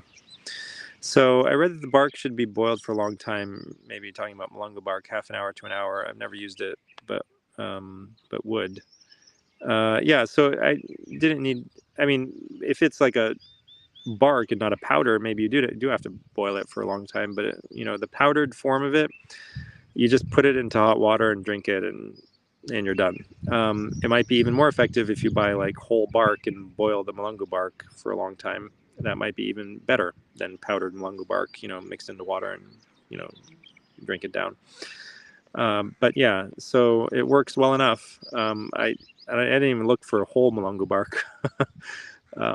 But yeah, traditional medical systems, they didn't usually, or at least as far as I know, what I've seen of them that have survived into the modern world, they didn't typically present people with powders. They would give them like a bark. They would give them like pieces of bark and tell them to put it in water and boil it. And it's just like most people in the modern world are not willing to go to all that trouble, right? Boil something for 30 minutes and then drink it and do that every single day at night. And make it fresh and all that stuff, right? So, fresh is always better than, boiling up a big pot and then using it for the whole week and reheating it. So, you do what you're willing to do and what you're going to do. And certainly, probably, I would agree that most likely boiling the bark for 30 minutes or maybe even longer to extract everything good from it might be far more effective than pouring some, a teaspoon or a couple teaspoons of powder into a glass of hot water and then stirring it up and drinking it. But that also works well enough. And if it doesn't, then buy the bark and try boiling it for a long time. Anything is better than taking Ambien or one of these other chemicals that just hurts you. But still, right? The most effective way to fix chronic insomnia is just to fix the lifestyle factors that are causing it. So there are lifestyle factors that are causing insomnia, plus retrain your brain, right? Neural retraining is required for some people. Like the simplest, like what is neural retraining, right? Like one of the simplest ways to retrain your brain with insomnia is not to do anything else in the bed except for sleep. When you go and lie down to go to sleep at the same time every night, right? Another form of retraining. If you don't fall asleep within 15 minutes and you're just like estimating it, right, in your mind, okay, I've been here trying to fall asleep for 15 minutes or so. If you don't fall asleep within 15 minutes, you get up and leave the room and go sit somewhere else in a dark room, not doing anything, just like, relaxing or praying or meditating, but not consuming anything until you feel tired again. And then you go back to your bed and try again and keep doing that as many times as it takes. Eventually it'll work. This is how simple neural retraining can be, right? It's not that complicated. That will retrain your brain to fall asleep very fast. I did it myself. It works. You just got to commit to doing it and just do it every single time, and it will happen. And the light environment, right? Like, is super, super. It's like the easiest, fastest way to solve insomnia is just to expose yourself to the sun directly for 30 minutes at sunrise, and then 30 minutes in the afternoon, and then 30 minutes before sunset, synchronizing your circadian rhythm throughout the day. And then no technology, no consumption of anything, and no lights, most importantly, after dark. And you won't have insomnia after like 3 days, probably. Do you offer autoantibody panel, androgenic receptor, ACE2 receptors, etc. from my go-to doc? I don't usually order these. It's not something that I consider to be super effective or super helpful. Maybe it is for some people, but we could get them. These are probably offered by Cyrix Labs, which we could order for people. So yeah, I mean, if you have a good reason why this might be beneficial, and we agree with you, then we can order it for you, no problem. But it's not something I have experience interpreting or whatever. But yeah, I mean, it's an autoantibody panel, right? So, most people, if you have a chronic disease, you probably have autoantibodies, and they may not show up on the panel, right? So, certainly spike protein diseases, it's extremely likely that you have autoantibodies. And, but yeah, if you have to prove it to yourself, yeah, Cyrex Labs has probably the best quality and the most extensive antibody panels out there. I had COVID and a mandatory shot in 2022, and now I'm suffering muscle wasting with no answers from neurology um, or the endocrinologist. They have given up on me. What's causing it? I'm 39 now, barely holding my head up, and labs are low. Cortisol is low. Magnesium is low. Vitamin D is low. Iron, even working on those, nothing is stopping it. Yeah. So this is important, right? Like, if you go and you go to functional medicine and they find all these things and they fix all of them and the problem doesn't go away, this is because they haven't really gotten to the underlying root cause. They're still at the level of intermediate like effects, right? And sure, those intermediate effects could be causes of other things, but they themselves won't fix the problem. They are your body trying to maneuver around the real problem, right? So your body is perfectly capable of raising your cortisol, magnesium, vitamin D, iron on its own, assuming you're eating like a normal diet and being exposed to sun properly, especially, and it's not doing so for a reason. And without addressing that reason, you may not fix the problem. So sometimes functional medicine works, but it's like a superficial solution usually. And the same problem or another problem will crop up in the future if you don't address the deepest root causes. So, you can, again, you could say, okay, maybe you have microclots, maybe you have like diminished delivery of nutrients to certain muscles and blah, blah, blah. Again, not root cause, right? You could take a certain peptide or something to, force the production of more arterioles and whatever, and still you haven't addressed the root cause, but you might feel better for a period of time, whatever. So you got to address root causes. You got to figure out, first of all, what the root causes are, and then eliminate them. So if it's just spike, easy enough, right? You can address spike, but for some people who are the sickest, spike, like I said, is just the last straw. It wasn't the only straw, right? It's not the only reason that you got sick. It was just the last straw, right? Before you got sick. It was the final thing, the last straw, right? The straw that breaks the camel's back is the last straw. And you got to address all the straws if you really want to get better. If you break the back of a camel, going back to this metaphor that I love, and you just remove the last straw, you're not going to be able to get that camel's back to heal and get up again, right? So the last straw, people can remove that last straw and still they have a problem, right? So even though they didn't get the problem until the last straw showed up, only removing the last straw won't fix the problem in that situation. So it's one way of conceptualizing it, at least. It may be helpful. So you got to go to emotions, beliefs, intimacy, or usually lack of intimacy, is the problem. If maybe inappropriate intimacy could be a problem, but lack of intimacy is the main problem. Poor lifestyle choices, not enough sunlight, too much stress from chronic exposure to blue light during the day and at night, poor sleep because of all of that, toxins in your environment and in your body that haven't been eliminated, not enough nutrient-dense food, inflammatory foods, the wrong beliefs, negative thoughts, negative emotions, et cetera, et cetera, et cetera, right? Like there's a lot of stuff, and they're all contributing. And it could be something that you consider to be unimportant, like lack of intimacy. That's your main problem. And you don't understand how that could cause muscle wasting and everything. And yet it can. It can cause any disease because it's an incredibly stressful situation for your body, and stress is the cause of all chronic disease through inflammation. So there is a causal chain that can connect any of those things to any disease. And people need to understand that the mind, the heart, are primary causes of disease through the realm of causality. It's not some woo-woo, magic. It is causal, right? It's just cause and effect. And so there are certain causes that are possible causes of stress and disease. And if you address enough of them, you will find the causes that are causing that disease in you. So you just have to remove those causes, and those causes will be toxins and lack of nutrients. Too many toxins, too few nutrients. You address these two realms, and your disease will go away. Neptune's Child says, are you able to comment on how to stop progression of early stage cataracts? It's the same exact answer. Toxins, nutrients. And one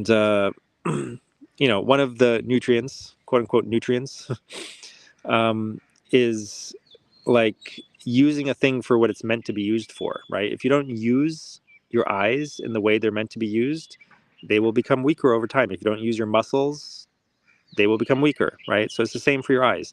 So there's eye exercises, that, you look this way, look that way, look far, look close, all these different things that you can find that will help you to start using your eyes as they're meant to be used, or like exercising your eyes. That can help. So I know somebody who completely resolved a cataract. They had a cataract. It was diagnosed on 3 different continents by 3 different specialists in cataracts, and then within a year the cataract was completely gone. Okay, and all they did were eye exercises. So they did. You can look up. I think Wong Q Kit. He has a website where he lists Chinese eye exercises, and I think there's also eye exercises in Stephen Chang's book on internal exercises. It's a book on Qigong. So you can get all the exercises from the, that you can find. You can use those exercises religiously every day. It takes like 5 to 10 minutes. But at the same time, there's other things. It's not just using your eyes as they're meant to be used. Going outside, getting sun, right? That affects your eye health dramatically. So the nutrients that are required for your eyes are not just, potassium and magnesium and vitamin A and blah, blah, blah, right? It's not just those things that you can get from food and supplements. It's a lot more than that. And getting those things from natural sources is of the utmost importance, like vitamin D. Deficiency is sunlight deficiency. It's not vitamin D capsule deficiency. It's not like just vitamin D deficiency. It's a sign of a different deficiency. It's a sign of a broader deficiency. Sunlight has more effects than just vitamin D, dramatic effects, so it has effects on your mitochondria, blood flow, structure of water, all kinds of things, inflammation, etc. So you need a comprehensive protocol. You need to address things at every level. Again, you also need to address emotions and intimacy for your cataracts, right? It sounds ridiculous, and yet it affects your physiology, right? It's a cause and effect relationship on your physiology. So there's something there, beliefs and everything, emotions and fears and all these different things are affecting your eyes. And there's a meaning. Usually there's also a meaning to the illness itself. Something you don't want to see could, quote unquote, something you don't want to look at or whatever could be part of the problem from an emotional standpoint or a psychological standpoint. Again, I mean, the best person for this is, I don't think it's me. I think it's Shabazz. So Hakeem Shabazz Ahmed again, mygotodoc.com. This is the only place to find him, is at mygotodoc. So mygotodoc.com/Hakeem. We haven't linked it from the main website yet. We're planning to soon. But right now, the direct link is mygotodoc.com/Hakeem, spelled Hakim. And he can help. He'll give you all the exercises, whatever you need to do to, get rid of cataracts completely within usually probably less than a year. It might even be 6 months if they're early cataracts. But I personally know somebody who had, more than just early cataracts. They had, some, cataracts that had progressed, and they got rid of them completely within a year doing the eye exercises. But they were also doing a lot of other stuff right. Okay, they were doing a lot of stuff right. I mean, they had a very tuned in lifestyle, already, and yet they developed cataracts. And the problem is that people are staring at little screens or bigger screens, and they're not using their eyes as much as they should. They're not looking around at the world around them.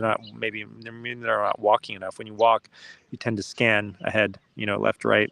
So just walking will help to, get rid of cataracts, and it helps to drain, the toxins from the eye, when you're using your eye muscles properly, moving your eyes around, looking around at the world around you, having sun coming into your eye. All these different things are really important for eye health.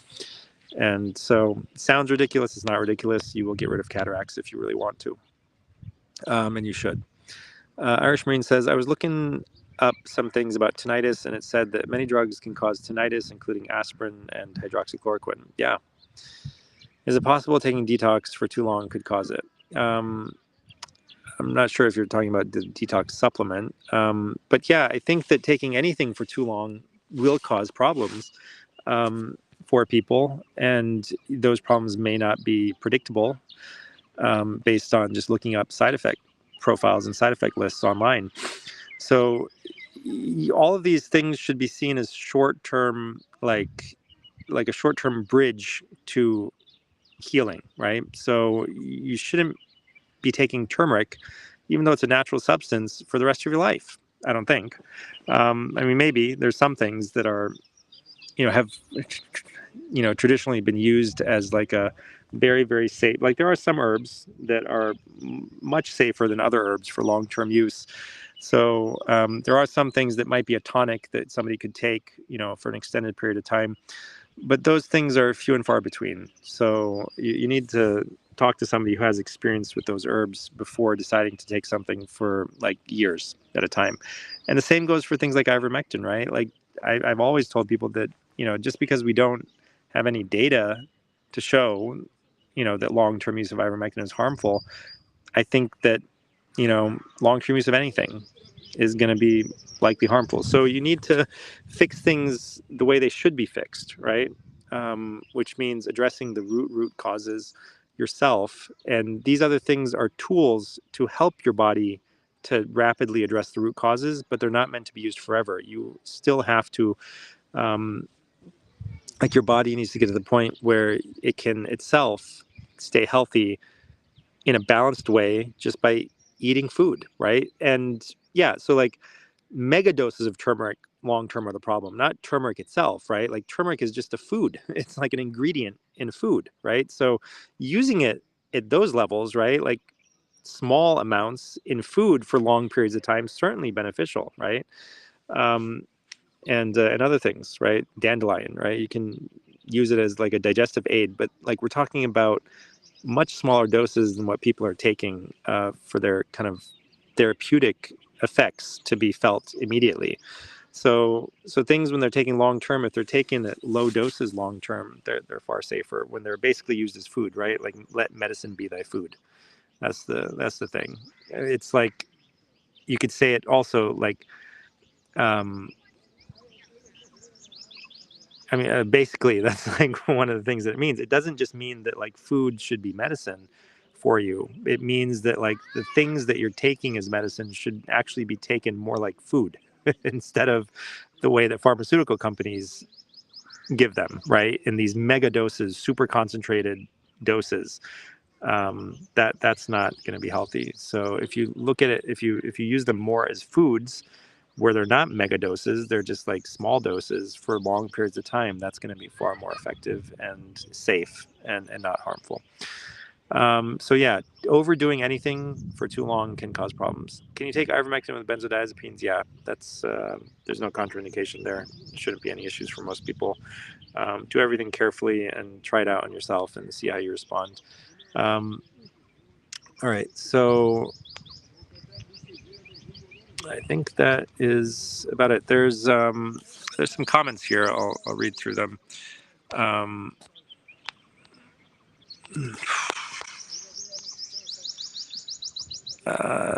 Irish Marine says I took a thumb-sized amount of fresh turmeric in my morning green drink for about 2 months, and then came down with an allergic reaction to it that has lasted ever since.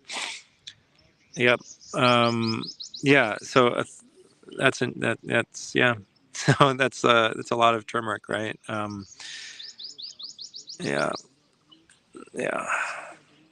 Yeah, you got to be careful with this stuff for too long. There's an instant dandelion tea that's really good, but I have my doubts that it could be very good, like a dandelion capsule, or is it? This is kind of like the same idea here, right? Like taking something as a tea, much lower dose for long periods of time, very beneficial, versus a dandelion capsule, very high dose, will have more of a immediately observable effect, right? So if you take something in pharmaceutical doses, you will have an obvious immediate effect to it, right? So if you take a large amount of mulungu bark, you will pass out and you might have a headache the next day.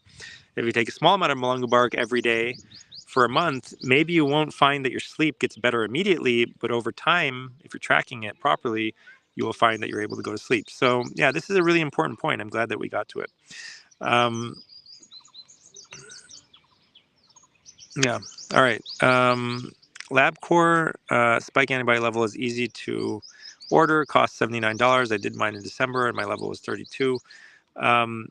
So, yeah, I don't think you can order it directly from LabCorp, but you might be able to. I mean, LabCorp does offer some things directly, but you can just Google, you know, the test that you want, and there's a bunch of online places that will order tests for you. The test itself is a $15 test when we order it from LabCorp, but then obviously the person's charging you for the order itself. So $79 is a good price overall if you're not able to order it directly through like what we do is we have an account with LabCorp, a cash pay account. You can't use insurance with it. And in that account, the cost of the test itself is $15. But of course, we also have to charge for ordering it as well. So $79 overall is a good overall price for the lab order plus the test itself, the cost of the test itself. All right, somebody pointed this out. Unbound Wellness has a food list for the AIP diet. It's a pretty simple diet. It's avoid grains, sugars, nightshade vegetables, soy products, and eggs and dairy products, and nuts and seeds. Some people will say that too. And then somebody pointed out this is a link to Anima Mundi herbs, the mulungu bark. So thank you for that. Somebody said I've upped my potassium because I'm on a keto diet with lots of meat. Yeah, that usually is something that you have to do. Another helpful user pointed out that this is the link to the Curable app on the App Store. So yeah, thank you everyone for contributing. Thank you all for being here. Please like and subscribe, and so that we can spread this information far and wide. And thank you so much again. We'll try to keep this up. This is fun. I like doing it, even though I sound like a broken record sometimes. I hope you guys forgive me for that, or excuse me for that. But yeah, we'll try to do these live streams Wednesday and Sunday, at least while I'm here. And then I'm going to be traveling in a couple of weeks and going back and forth places for a month, but I'll try to keep them up. The timings will probably change since I'll be back in the West for a month. All right, everyone. Thanks for watching, and I'll see you next time. Bye-bye.